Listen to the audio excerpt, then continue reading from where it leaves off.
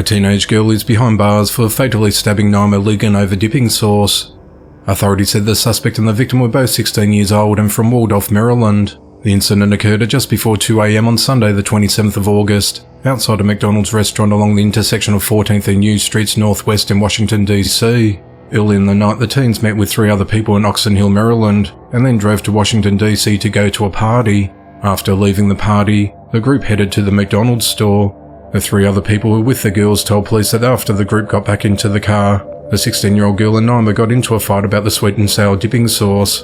They both got out of the car, and during the fight, the other girl stabbed Naima in the abdomen and chest. The 3 other people took Naima to the Howard University Hospital where she died.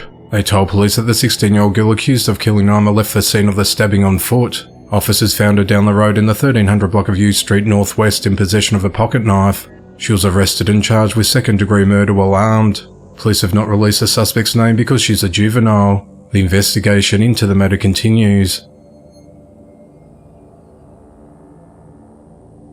On Thursday, the 24th of August, 37-year-old Liam Taylor was sentenced to life in prison for murdering his girlfriend and their unborn child, after pleading guilty at the Old Bailey in London, UK, via video link from Belmarsh Prison. On the night of the 15th of December 2022, Liam stabbed 28-year-old Eilish Walsh more than 40 times with a pair of scissors and smashed her head with a 15-kilogram dumbbell at the flat along Rectory Road in Hackney, London. Liam was captured on CCTV entering the communal entrance to the building at 8:36 p.m. and leaving at 9:14 p.m. A few minutes before he left, a female friend phoned the victim and heard sounds of screaming and fighting in the background.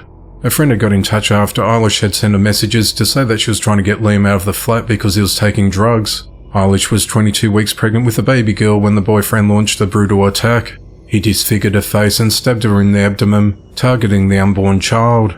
After killing her, he went to the White Hart pub in Stoke Newington High Street and told the bartender he had been attacked before ordering a triple rum and coke. He then visited a supermarket to purchase a packet of cigarettes.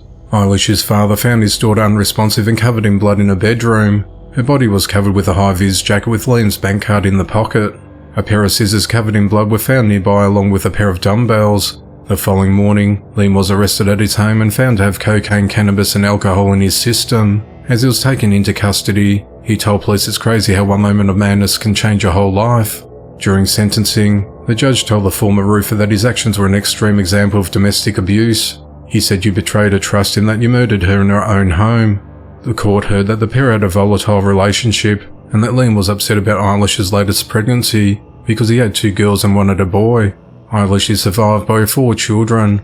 Liam has previously been convicted for attacking female members of his family and was jailed for 12 months for assaulting his mother with a metal pole and cautioned for headbutting his sister when she was 16. A 44-year-old woman is behind bars for fatally shooting a 28-year-old husband and claiming self-defense. At 6:17 p.m. on Saturday the 26th of August, authorities responded to a home at 1680 Andy Way in Fernley, Nevada on reports of a shooting.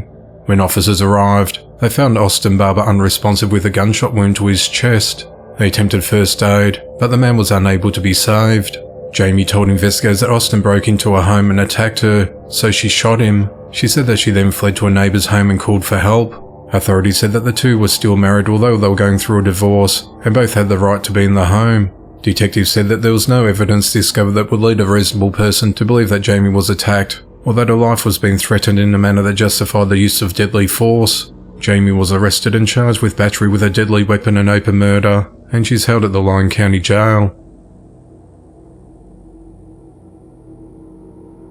An investigation's underway after a 19-year-old woman was fatally shot. At just after 1 a.m. on Saturday the 26th of August, authorities responded to a home along Washington Street in Rennes, Georgia on reports of a shooting. When officers arrived, they found a woman unresponsive inside the home with a gunshot wound. She was taken to the Augusta University Medical Center, where she was later pronounced dead. The victim's been identified as 19-year-old Kaya Shields. No arrests have been made to date, and the motive of the shooting is unclear as the investigation into the matter continues. Authorities are investigating after a 29-year-old man was fatally shot.